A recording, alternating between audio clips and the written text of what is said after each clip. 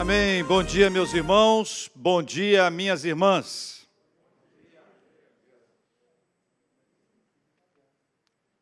Bom dia, meus irmãos. Bom dia, minhas irmãs. Bom dia para quem está acompanhando a gente pela transmissão da igreja no Facebook, no YouTube. Que Deus abençoe você. Lembre-se, quando você curte, você torna mais relevante o vídeo, ele vai sendo espalhado, mas não perca a oportunidade de também compartilhá-lo, mandar para algumas pessoas queridas que você tem como preciosas. Quero acolher a todos na Igreja Presbiteriana das Américas, com muito carinho, muito respeito a todos, agradecendo a Deus pelo privilégio de estarmos juntos. Louvado seja o nome do Senhor. Abra sua Bíblia, por gentileza, no Evangelho de Marcos, no capítulo 6, nós vamos relembrar para avançar. Estamos falando sobre flashback, o que precisamos lembrar para avançar. E o texto que nós vamos ler é o Evangelho de Marcos, capítulo 6, a partir do versículo 30. Evangelho segundo escreveu o nosso irmão Marcos, capítulo 6, a partir do versículo 30. O que é que nós temos que lembrar para avançar? Algumas histórias da Bíblia são fundamentais para a nossa caminhada. Alguns de vocês tiveram o privilégio de serem criados na igreja, aprendendo desde pequenininho lições das Sagradas Escrituras por meio das professoras, dos professores da escola bíblica. Eles são maravilhosos. Os professores de escola bíblica dominical, no nosso caso aqui da escola da palavra infantil, eles são extraordinários, porque essas histórias acabam ficando na nossa mente. E algumas delas são feitas com canções. É quase impossível eu não me lembrar quando alguém diz assim, aqueles 3 discípulos que acompanhavam Jesus, Pedro, Tiago e João, no barquinho. Não é verdade? Quem não sabe, nem conhece, mas que barquinho? O pastor não falou de barquinho, que história? Barquinho é esse aí. E a gente é capaz de complementar dizendo aonde? No Mar da Galileia. Quando alguém diz assim, olha, eu quero te dar 3 palavras, aí você diz o quê? Deus é amor. Ainda fala não é verdade? Eu peguei uma vez, fiz um rap disso tudo. Não quero ouvir, porque às vezes você vai dar entendeu? Não vai achar que é bonito. Mas quando você toma isso, você vai lembrando de histórias bíblicas maravilhosas que estão aqui gravadas na nossa mente. E a proposta é que a gente traga exatamente isso, flashback, o que precisamos relembrar para avançar. Palavra de Deus para a nossa vida que vai nos orientar, vai nos dar um norte, vai nos dar um caminho, para a gente ser feliz aqui na terra, recebendo da parte de Deus aquilo que Ele tem reservado para nós no céu. A gente precisa experimentar esse cantinho do céu para nós, sabe? Esse perfume do céu para nós. A gente precisa experimentar esse carinho do Senhor por nós na nossa vida. É tão maravilhoso quando você traz à memória aquilo que pode te dar esperança. Evangelho de Marcos, capítulo 6, versículos 30 e 32 inicialmente. Leia comigo, por favor. Voltaram os apóstolos, para onde eles foram? Para onde eles voltaram? Voltaram para a presença de Jesus e lhe relataram tudo quanto haviam feito e ensinado. Guarde o verbo ensinar. Versículo 31. E ele lhes disse, qual foi a frase de Jesus para eles? Vinde repousar um pouco à parte, num lugar deserto, porque eles não tinham tempo nem para comer, visto serem numerosos os que iam e vinham. Versículo 32. Então foram sós no barco para um lugar solitário. Quero pedir que você pare um minutinho aí, porque eles estavam voltando de algum lugar. E existem 3 episódios bastante objetivos que eu quero compartilhar com vocês, que trouxeram os discípulos até esse momento em que eles estão. A gente precisa entender o contexto da Bíblia para a gente ter a aplicação correta das Sagradas Letras para a nossa vida. A primeira delas é que o versículo 6, o capítulo 6, versículos 4 a 6, mostra que eles estavam voltando de uma peregrinação também à terra de Jesus, a Nazaré. Veja o que diz os versículos 4 a 6 do capítulo 6 de Marcos. Jesus, porém, lhes disse, não há profeta sem honra, senão na sua terra, entre os seus parentes e na sua casa. Não pôde fazer ali nenhum milagre, senão curar uns poucos enfermos, impondo-lhes as mãos. Aí Jesus traz uma palavra incrível. Admirou-se da incredulidade deles. Contudo, Jesus percorria as aldeias circunvizinhas a ensinar. Pela segunda vez eu estou destacando o verbo ensinar. Está na Bíblia. Estou só destacando, ele está na Bíblia. Então, essa primeira etapa aqui foi uma etapa difícil para Jesus, especialmente, porque ele volta à sua terra, as pessoas o reconhecem. Dizem, isso aí, meu cara, isso não é o filho do carpinteiro? De onde está vindo isso aí? De onde está vindo esse ensinamento, essa inspiração dele? E Jesus percebe, como só ele pode perceber, que havia no coração daquelas pessoas tamanha incredulidade que eles passaram a resistir à presença dele. Aquilo foi pesado para Jesus a ponto dele dizer, como o texto relata, não há profeta sem honra senão na sua casa, na sua terra, entre os seus parentes e na sua casa.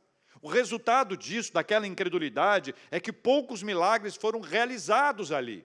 Então, esse foi um primeiro impacto pesado, difícil, porque cada um de nós sabe como é difícil, como é sofrido ser desonrado, especialmente pelos seus. Olha, a gente está acostumado a apanhar, não está? A vida ensina a gente aí. Ninguém aqui é menino para dizer assim, eu nunca apanhei, não é fisicamente, né? A vida mostra isso.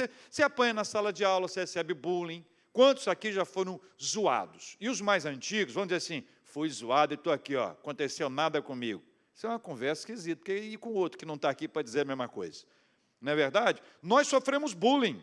Eu me lembro que aos 10 anos de idade eu passei a usar óculos. E na minha época, um garoto de 10 anos que usa óculos, ele ganha um apelido, vamos ver os mais antigos agora aí. Qual é o apelido de quem começa a usar óculos lá em 1519, que é de onde a gente vem? Jacaré de quatro... Não vem com olhos, não, que a gente não acertava isso, não. Era olho e tinha circunflexo ainda, né? Jacaré de 4 olhos. E a galera começou a me zoar. No primeiro dia de aula que eu fui de óculos, eu já sofri, porque tinha astigmatismo e hipermetropia. Cheguei lá, passei a ser zoado. Jacaré de 4 olhos, jacaré de 4 olhos, e passaram a me desprezar, a discriminar, só porque eu usava óculos. O que eu fiz? Olhei os que também usavam óculos, fizemos uma aliança, fizemos uma associação, quase um sindicato, criamos a nossa própria programação, exclusiva para quem era jacaré de 4 olhos. E quando aqueles que não eram, queriam entrar, eu disse, não pode só se for jacaré de 4 olhos. Eu tinha 10 anos, não faria isso hoje, tá bom, irmãos? Hoje eu acolheria, venham todos. Eu tinha 10 anos, não me julga, não. Esse é um processo que nós estamos acostumados, nós apanhamos. Agora, quando você recebe uma rejeição dentro da sua própria casa, da sua própria terra, isso fica mais complicado. E o que Jesus experimenta aqui tem 2 aspectos, o social e o espiritual. Não bastava apenas a reação que ele teve das pessoas que o conheciam e que o desprezaram, mas havia ali um ingrediente espiritual, a incredulidade. E isso para Jesus foi pesado, a ponto dele ter se admirado. Essa é a primeira parada que a gente precisa observar. A segunda, na sequência desse texto, no capítulo 6, versículo 7 em diante, mas eu estou destacando aqui o versículo 7 e o versículo 12 a 13. Diz assim, chamou Jesus os 12 e passou a enviá-los de 2 a 2, dando-lhes autoridade sobre os espíritos imundos. Então, saindo eles, pregavam ao povo para que se arrependesse. Expeliam muitos demônios e curavam numerosos enfermos, ungindo-os com óleo. A reação de Jesus, aquela incredulidade, foi pegar o discípulo e dizer, não vão continuar anunciando a palavra, vamos continuar pregando. Não é essa barreira que vai nos impedir de avançar, nós precisamos seguir pregando o evangelho. E aí Jesus faz uma coisa incrível, ele pega aqueles discípulos falhos como nós, e dá a eles capacitação para que eles possam cumprir a obra dele. E eles saem para essa obra. Qualquer pessoa que já tenha feito a obra do Senhor de forma intensa, itinerante ou constantemente, sabe que você recebe muitas pressões espirituais. E muitas opressões acontecem sobre aqueles que estão envolvidos na obra do Senhor. Nós temos essa experiência para poder compartilhar, e a Bíblia nos assegura disso. Pressões que vão acontecer para aqueles que saem em nome do Senhor. Então, quando você pega esse texto, você está dizendo assim, olha, eles tiveram uma experiência extraordinária, eles avançaram, eles foram longe, eles começaram a espalhar a palavra por meio da ação do Espírito Santo, através da vida deles, e por causa disso também, eles começaram a ser pressionados. Essa é uma segunda parada muito importante para a gente entender. Todas as vezes que você se propõe a fazer a obra de Deus, se você não recebe pressão alguma, deve ter alguma coisa errada ou você não percebeu. Um pastor muito experiente famoso pastor batista Nilson do Amaral Fanini, que me deu o privilégio de pregar na igreja dele em 2 ocasiões, lá na Primeira Batista de Niterói, numa sala de aula. Ele disse: olha, se você não recebe nenhum tipo de pressão, se você não está passando nenhum tipo de aperto do ponto de vista espiritual, pode ser que você esteja fazendo a obra do Senhor de forma errada. Dá uma impressão estranha ouvir essa frase, né? Mas é exatamente isso, porque nós estamos lutando, não é contra a carne e sangue, mas contra os principados e potestades deste mundo tenebroso. Terceira parada importante aqui, que vai do versículo 27 até o versículo 29, que antecede ao texto que nós lemos aqui, é uma notícia que Jesus recebe. É a morte de João Batista, que tinha vínculos de sangue com Jesus, que foi aquele que o batizou, aquele que precedeu a sua caminhada espiritual. João Batista é a voz do que clama no deserto, é aquele que anunciou a chegada do Cordeiro de Deus que tira o pecado do mundo. Então veja, o versículo 27 a 29 diz: e enviando logo o executor, mandou que lhe trouxessem a cabeça de João. Você conhece a história, não conhece? A esposa de Herodes, que é chamada aqui no texto de Herodias, ela havia sido casada com o irmão dele. São bastidores, hein? Treta. Ela era casada com o irmão dele, ele tomou a esposa do irmão dele e casou com ela. João Batista, homem de Deus, profeta, levantou-se para dizer: está errado, está errado. Aí ela botou pilha nele para que ele fosse calado. E ele estava preso. Só que enquanto ele estava preso, Herodes ia lá de vez em quando para ouvi-lo e ficava impressionado com a fala dele. Ela pensou: se esse profeta aí convencer Herodes, eu já estou sem um, vou ficar sem um dois, melhor coisa a fazer é calar esse homem. E aí ela fez um complô que envolvia a filha dela, que ele deu uma festa, a filha dela foi dançar na festa, e você sabe que homem bobo faz promessas impossíveis. Mas faz. Ela dançou, ele já embriagado, extasiado com aquela cena toda, disse para ela: se você pedir metade do meu reino, até metade do meu reino eu te dou. Ele não tinha nem autonomia para dar metade do reino, porque o reino era do Império Romano. Ele não tinha essa autonomia. Mas é assim que acontece com o homem bobo. Ele faz promessa que não pode cumprir, mas faz. Bobo é quem cai na promessa dele. É ou não é? Aí o que aconteceu?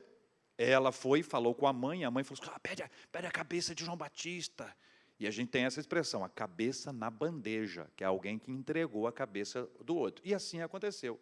Agora, pense da perspectiva de Jesus. Ele era parente, tinha um vínculo de sangue, tinha relacionamento, ele era uma pessoa importante na sua vida espiritual, era alguém que o batizou. Essa notícia trouxe peso para Jesus do ponto de vista emocional, certamente trouxe, certamente mexeu com os discípulos. Olha, o negócio está ficando feio aí, rapaz, será que está acontecendo? Será? Você imagina bem, já prenderam um, entendeu? Nós estávamos aqui reunidos, entrou alguém, levou um, aí depois entrou, levou dois. Ih, rapaz, levou dois, o que você vai fazer? Vou sentar aqui na frente, deixa o pessoal de trás lá, vou sentar aqui na frente e ouvir o que acontece. Estes 3 episódios geraram um estresse no grupo, um estresse emocional, um estresse espiritual, trouxe para o grupo uma questão que era importante deles tratarem. E aí Jesus traz para ele uma palavra importantíssima. Veja o que diz o versículo 2, o versículo 30. Voltaram os apóstolos à presença de Jesus e lhe relataram tudo quanto haviam feito e ensinado. Eles voltam para Jesus, depois dessas 3 etapas importantes, e a volta para Jesus é fundamental, porque eles voltam para aquele que os havia comissionado. Essa volta é importantíssima, irmãos. Não há missão sem Cristo. E todas as vezes que nós cumprimos a nossa missão, todas as vezes que nós estamos numa batalha, numa luta, nós voltamos para Jesus. Jesus é o nosso porto seguro, Jesus é o nosso lugar de renovo, para nós sermos revigorados. Diante de Jesus nós somos pacificados, acalmados, animados, fortalecidos. É na presença de Jesus que nós recebemos todas essas bênçãos espirituais, e é para a presença de Jesus que nós devemos voltar. O dia foi difícil hoje, passei por muita luta, o trabalho estava apertado, passei um perigo no trânsito, estou ansioso, inquieto com uma circunstância, para onde nós corremos? Para Jesus. É para Jesus. Nós corremos para a presença dEle, e na presença dEle nós falamos, nós abrimos o nosso coração, nós apresentamos aquilo que está pesando a nossa alma, nós compartilhamos com Ele todas as coisas. É assim que os seguidores de Jesus agem. Os seguidores de Jesus voltam à presença dEle. Não há um trabalho independente. Nós não somos independentes, nós pertencemos a Ele, nós dependemos dEle, nós caminhamos na presença dEle. Não há nada que a gente faça na obra de Deus, no reino de Deus ou na nossa vida pessoal que nós não tenhamos que nos submeter a Ele. Nós somos dependentes dEle e não há nada melhor do que afirmar, reafirmar e viver essa verdade. Nós somos dependentes de Jesus. Amém, meus irmãos? Flashback. O que precisamos relembrar para avançar? Nós somos dependentes do Senhor.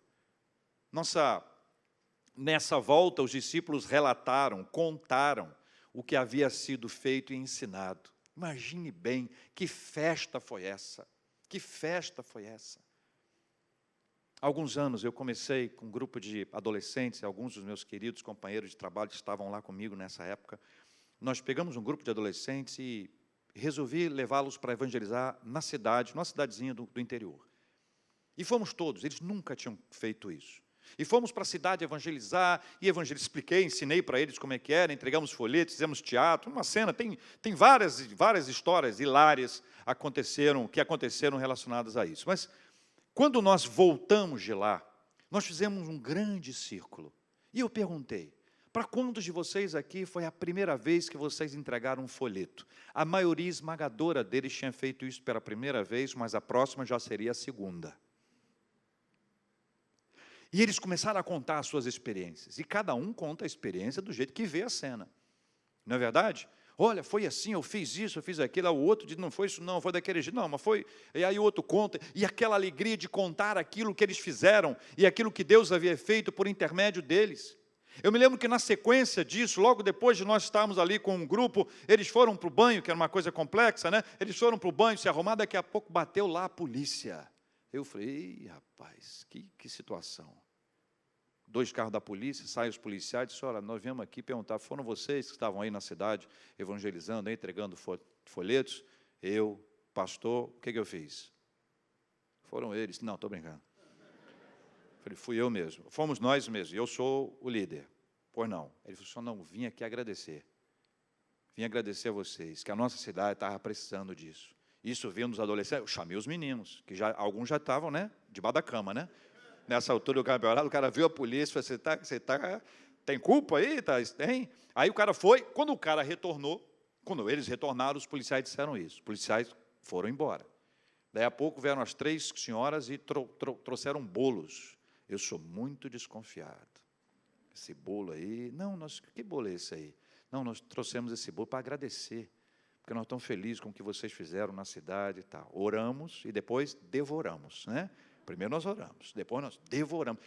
Um impacto que eles passaram a contar essa história ao longo da vida deles. Voltaram para casa e contaram seus pais, foram para a escola e contaram seus amigos, e à medida que eles contaram, e contavam, e contaram, e contavam, outros adolescentes eram contagiados, e outros adolescentes queriam ser parte disso, e daí nós temos hoje, pela graça de Deus, pastores, presbíteros e diáconos, que foram alcançados naquela época, a quem o Senhor tem levantado para pregar o Evangelho de Jesus. Eles receberam da parte de Deus e compartilharam. É isso que acontece aqui. Eles voltam e contam e compartilham, e tudo aquilo que a gente faz na presença de Deus, sabe o que acontece? Não há vaidade, não há orgulho, o que prevalece é a glória de Deus.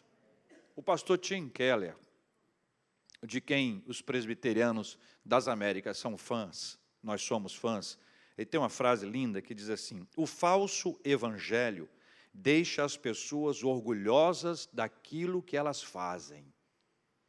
Mas hoje eu preguei, hoje eu orei para uma pessoa. Lembro de um garoto, amigo, vizinho, cara incrível, organizou um trabalho evangelístico na rua dele, em cima de um caminhão, chamou as bandas, chamou a galera, e naturalmente eu iria. Não perdia uma coisa dessa assim, que eram as questões espirituais. Enchia a minha adolescência de questões espirituais. E aí choveu o dia inteiro. O dia inteiro. Na hora do culto, parou. Falou, opa, negócio bom. Aí ele foi lá para o palco. Subiu o caminhão. Meus irmãos, choveu o dia inteiro, choveu. Choveu muito. Mas, meus irmãos, eu orei e a chuva parou. Na hora H, sabe o que aconteceu? Trovão. Na hora, um trovão e desceu a água outra vez. Olha, eu nunca mais esqueci, nunca falei essa frase. Você orou? Todos oramos, todos estamos em oração. Eu não, nós. Essa é a expressão, ela é importante, porque o falso evangelho deixa as pessoas orgulhosas daquilo que elas fazem. Já o evangelho verdadeiro as deixa orgulhosas daquilo que Jesus fez. Então, o que importa não é o que eu faço, o que você faz, não é o que a nossa igreja faz, não é o que nenhuma igreja faz, que igrejas também precisam aprender a serem humildes. A gente precisa aprender a reconhecer que a glória é divina. Louvado seja o nome do nosso Deus e Pai. Flashback, irmãos, que precisamos relembrar para avançar. Versículo 3, olha o versículo 3 comigo. Aliás, 3 não. Veja comigo o versículo 31. E ele lhes disse, vinde repousar um pouco, à parte, num lugar deserto, porque eles não tinham tempo nem para comer, visto serem numerosos os que iam e vinham. Olha o versículo seguinte, o 32. Então, foram sós no barco para um lugar solitário. Aqui é um recorte importante que o texto nos mostra. Jesus, lembra de onde eles estavam vindo? Todas aquelas etapas. Aí eles vão para um lugar, Jesus diz, vinde repousar. Ei, tem que descansar. Vinde repousar um pouco, à parte. Era necessário cuidar da vida espiritual e do nosso organismo, da nossa vida emocional. Você tem outras etapas na sua vida que a gente precisa aprender. Ninguém deve se matar de trabalho. Também não pode se matar de dormir. O ideal é que tenha um equilíbrio entre lá e cá. Não é verdade? Porque tem gente que vai para o lado oposto. É melhor. Gente, olha, Jesus falou, vinde repousar um pouco, mas se você está repousando, já tem umas boas 14, 15 horas, né, irmão? É bom dar uma agilizada nesse processo, né, minha irmã? Observe o texto. Eles não tinham tempo nem para comer. Quantas vezes você já disse essa frase? Esta última semana. Vamos mudar de assunto. Dessa semana para frente. Que nessa última semana, eu já disse essa frase aqui umas 2 vezes. Não deu tempo nem para comer. Está certo? Não está certo. Não é isso. Aí alguém diz, nem só de pão viverá o homem, reverendo, mas de toda a palavra que procede da boca de Deus. Você continue assim. Prepara a frase que você quer que a gente fale lá no dia. Se é que você está me entendendo.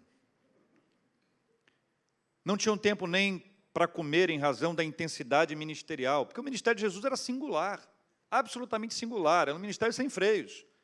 A coisa estava acontecendo o tempo inteiro, pressão por todos os lados, gente de todos os lados.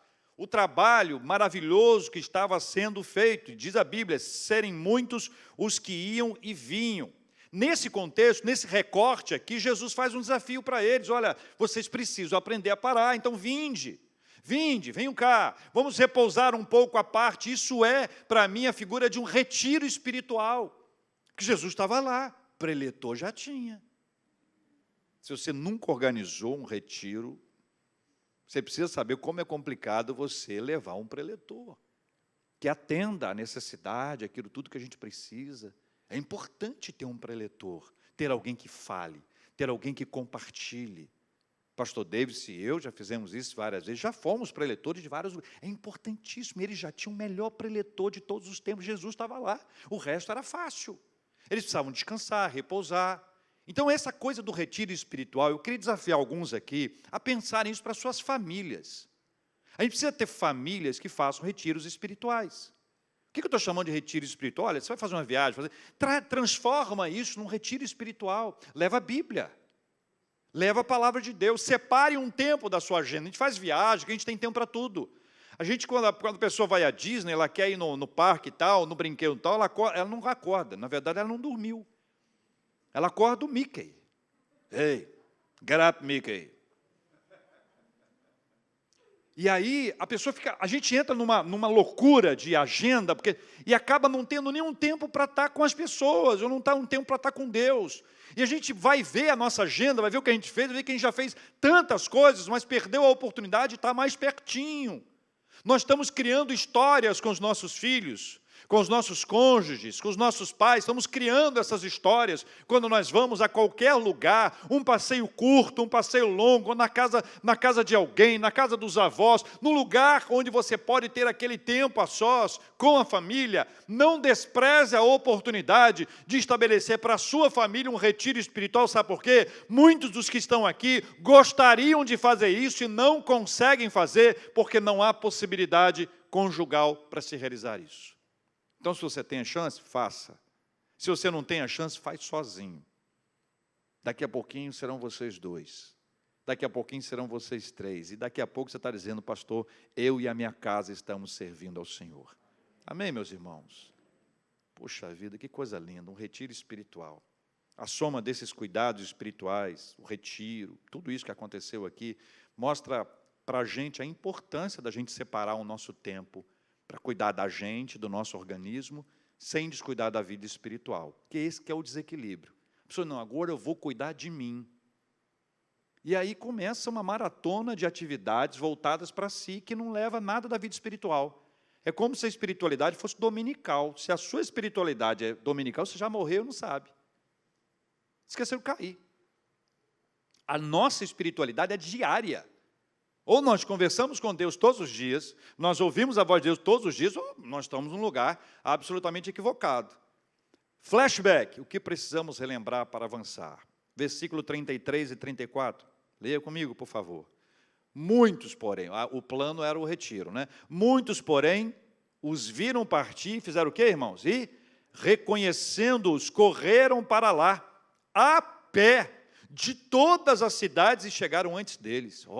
Pessoal rápido. Ao desembarcar, viu Jesus uma grande multidão e compadeceu-se delas. Porque eram o quê, meus irmãos?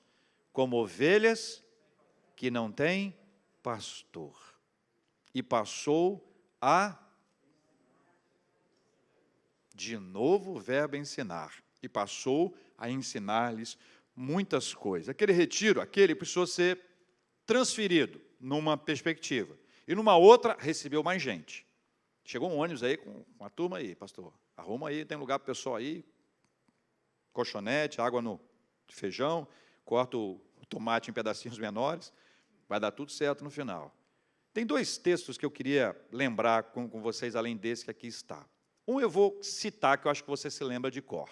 Evangelho de Mateus, capítulo 9, versículo 36, quando Jesus diz assim, diz o texto de Mateus, vendo ele as multidões, compadeceu-se delas, porque estavam aflitas, exaustas, como ovelhas, que não têm pastor. Nos 2 textos mostra Jesus tendo compaixão, e diz que ele viu essas pessoas como ovelhas que não têm pastor. No texto de Mateus tem uma consequência, e aqui nesse texto tem outra.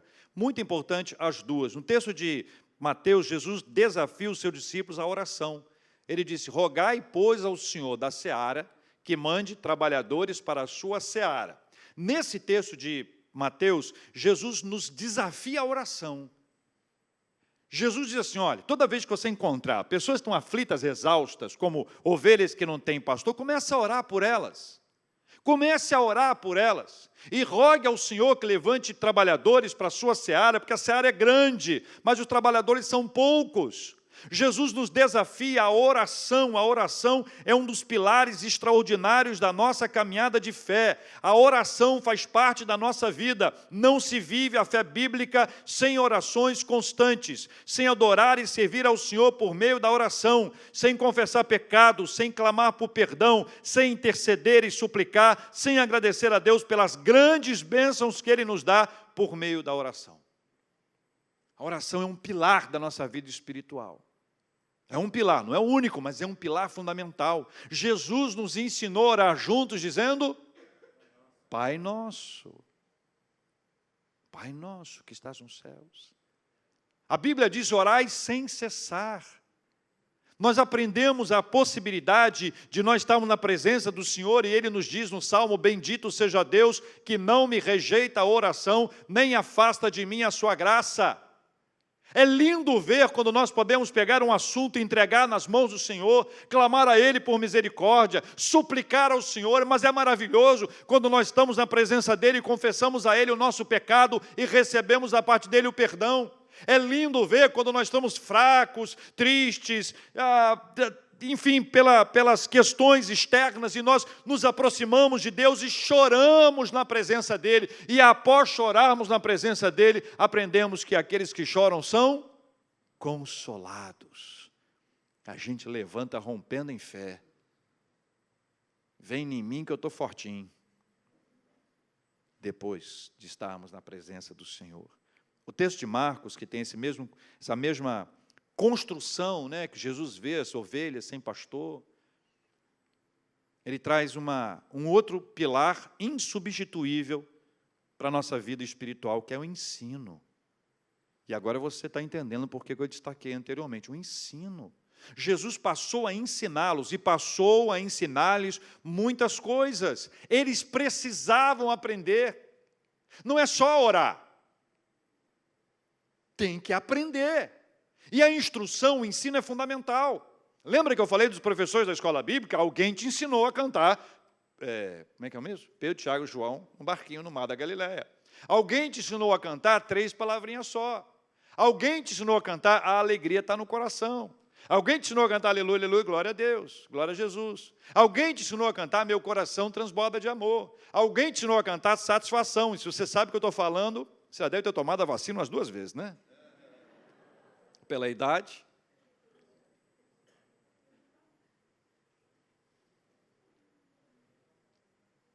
O ensino é fundamental. Quem deixou de aprender,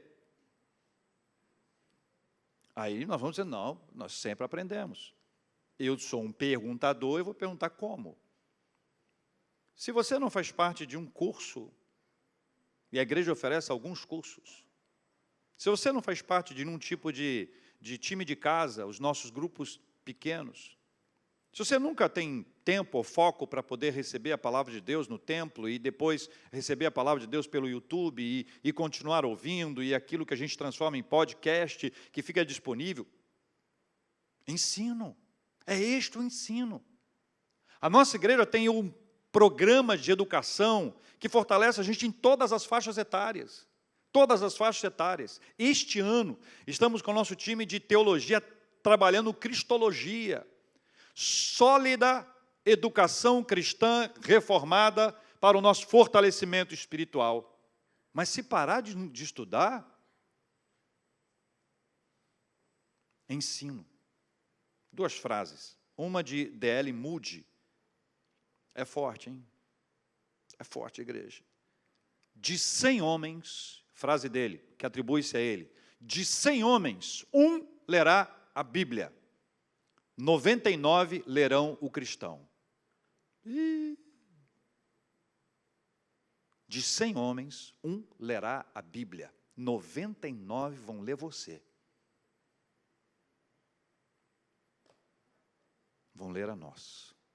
A.W. Tozer disse: enquanto alguns procuram erros na Bíblia e enganos nas traduções, um homem sincero, com a Bíblia aberta, sem dúvida encontrará bem depressa o que há de errado consigo mesmo.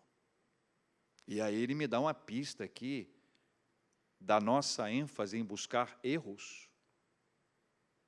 Talvez seja para esconder os nossos.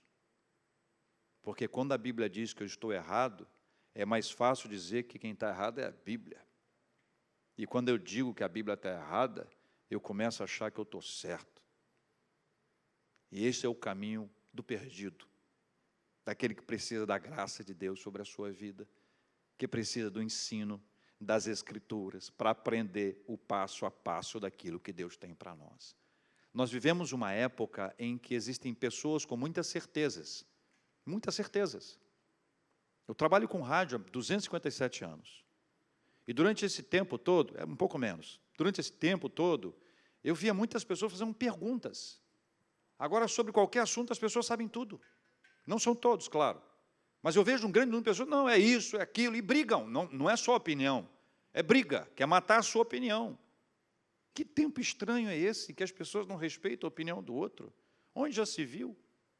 Nós somos presbiterianos, mas os batistas pensam de um jeito, os assembleanos de outro. Por que nós vamos brigar por causa disso?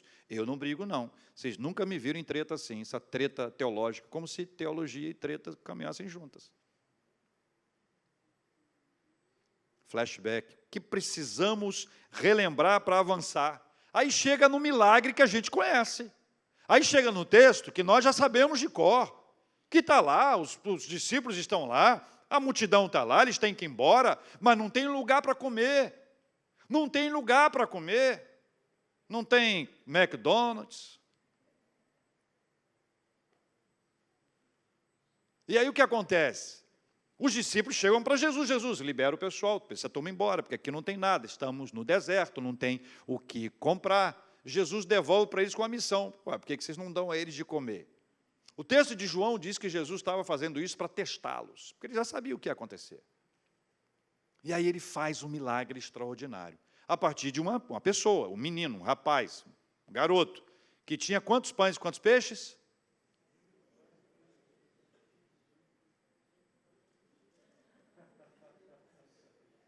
Tinha quantos pães? É isso mesmo? Agora eu fiquei confuso. É isso mesmo, reverendo Deus? É isso mesmo? Olha bem, igreja, você não me leva a errar não, hein? 5 pães e 2 peixes, é isso mesmo. Aí Jesus faz o milagre, que a gente já conhece a história. Mas eu quero terminar com rápidas aplicações para a gente levar isso na nossa mente. Jesus estava ensinando algo precioso aos seus discípulos. Algo que eles deveriam guardar, assimilar e compartilhar. Deus sempre pode fazer algo que nem conseguimos imaginar. Deus sempre pode fazer algo que nem conseguimos imaginar.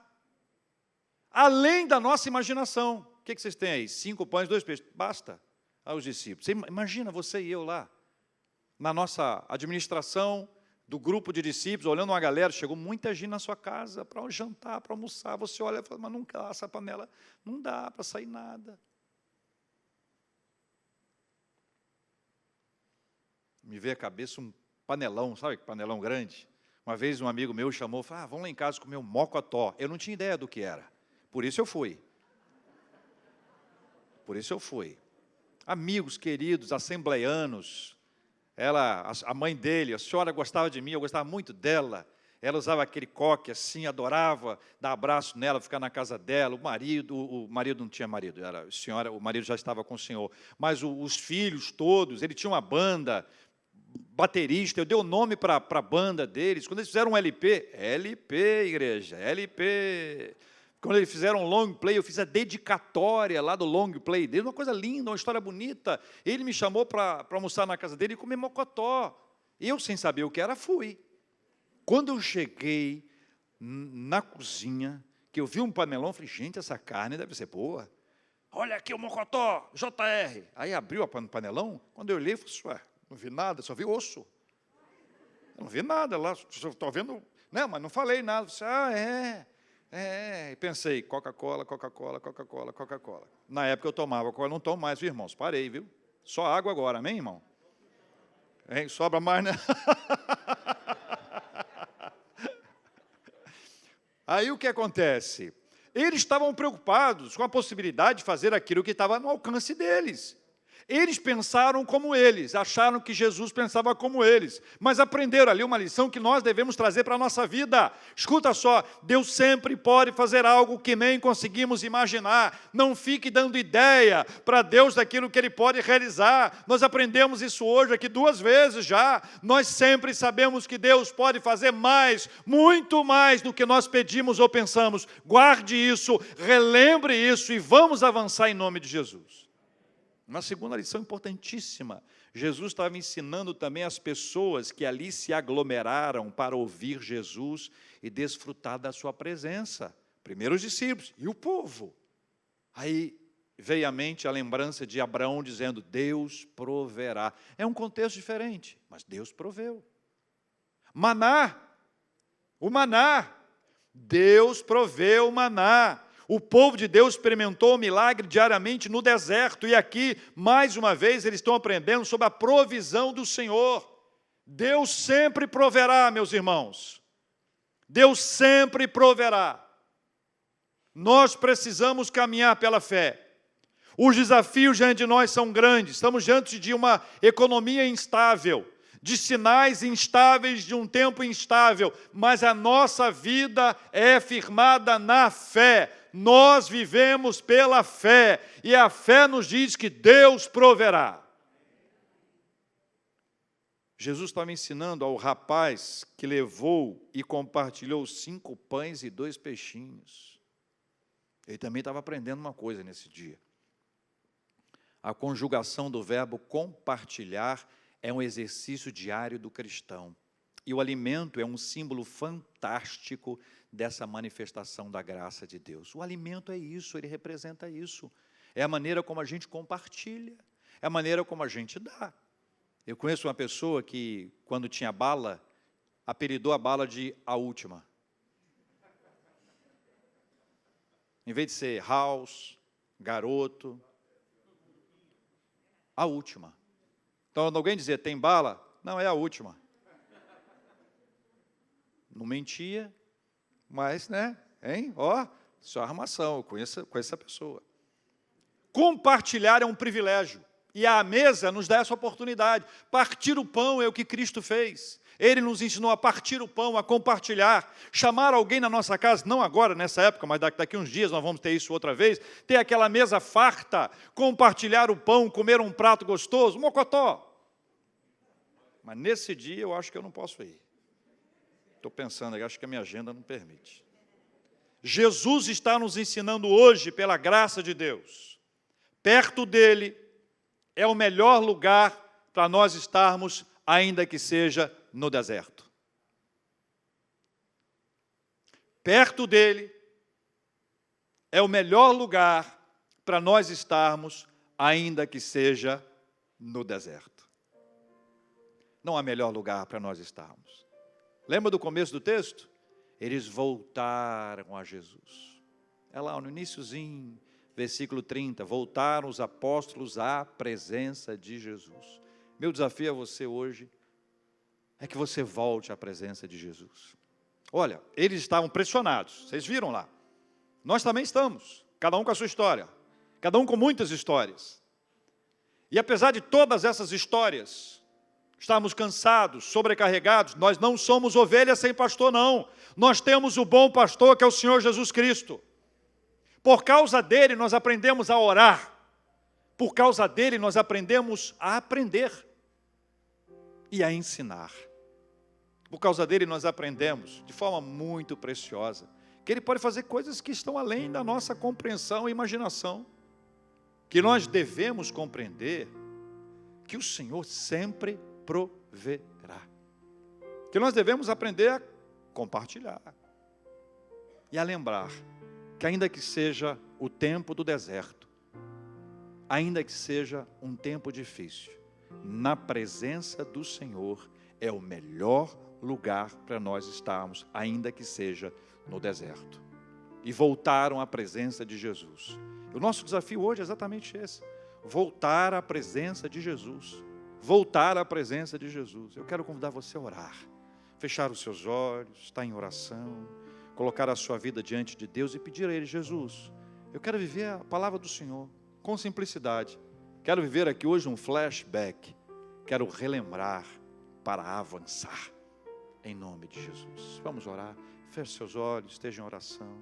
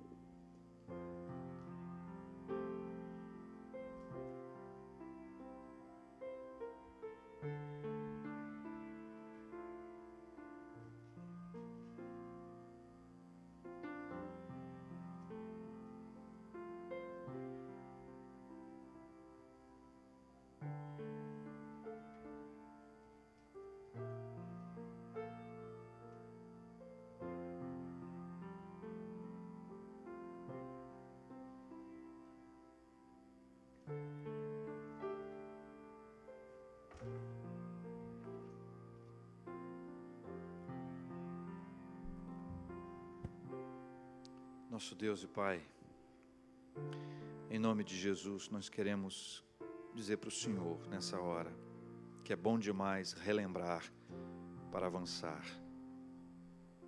Obrigado pela Tua palavra.